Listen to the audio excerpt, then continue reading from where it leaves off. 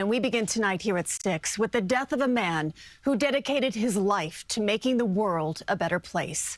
Reverend Jesse Jackson has died at 84 years old. He was a preacher, protester, and a trailblazing champion of civil rights. He was with Martin Luther King in Memphis in April of 1968 when Dr. King was assassinated. Reverend Jackson ran for president twice in 1984 and then again in 1988. And his name became synonymous with a message that he delivered at the Democratic Convention. Not surrender. You may or may not get there, but just know that you are qualified and you hold on and hold out. We must never surrender.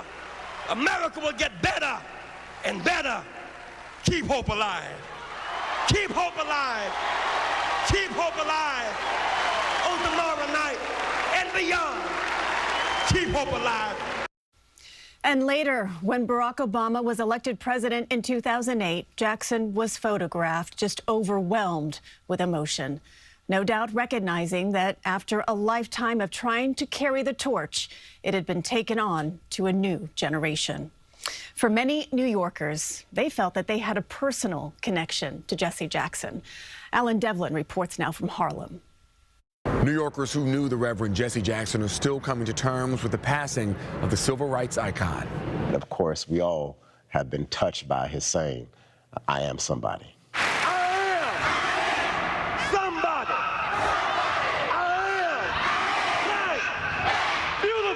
A towering church in Harlem remembering a towering icon in the civil rights and social justice movement. What he was able to do was to not only be a social activist, but he was also someone who moved the needle as it relates to politics. Reverend Dr. Kevin R. Johnson is the senior pastor of Abyssinian Baptist Church, commanding the pulpit where Reverend Jesse Jackson has stood on numerous occasions through the years. Just one of the many tangible instances of his legacy that enveloped New York. It didn't matter who you were, what your background was, what your pedigree was. He saw you, and he helped to give your voice to America. Use hope and imagination as weapons of survival and progress, but you keep on dreaming, young America. The morning of Jesse Jackson stretched from Harlem and into Midtown Tuesday, where Reverend Al Sharpton, one of the first people notified of Jackson's passing Tuesday morning, spoke on the man he considered a close friend and fearless mentor. But he said to me that those that need the credit don't deserve it, and those that deserve the credit don't need it. Well, I'm going to make sure as long as I'm alive, he gets the credit.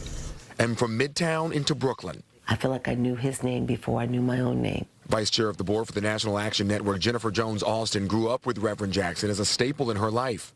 Her father, Brooklyn pastor Williams Augustus Jones Jr., working alongside Jackson through Operation Breadbasket.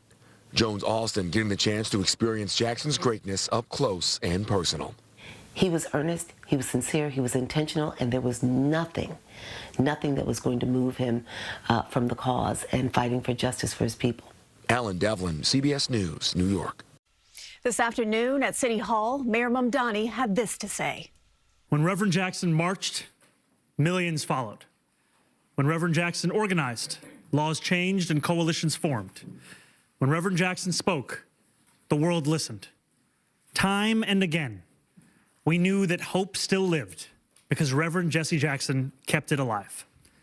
I know that I'm joined by millions of New Yorkers in sending my deepest condolences to his wife and to their children.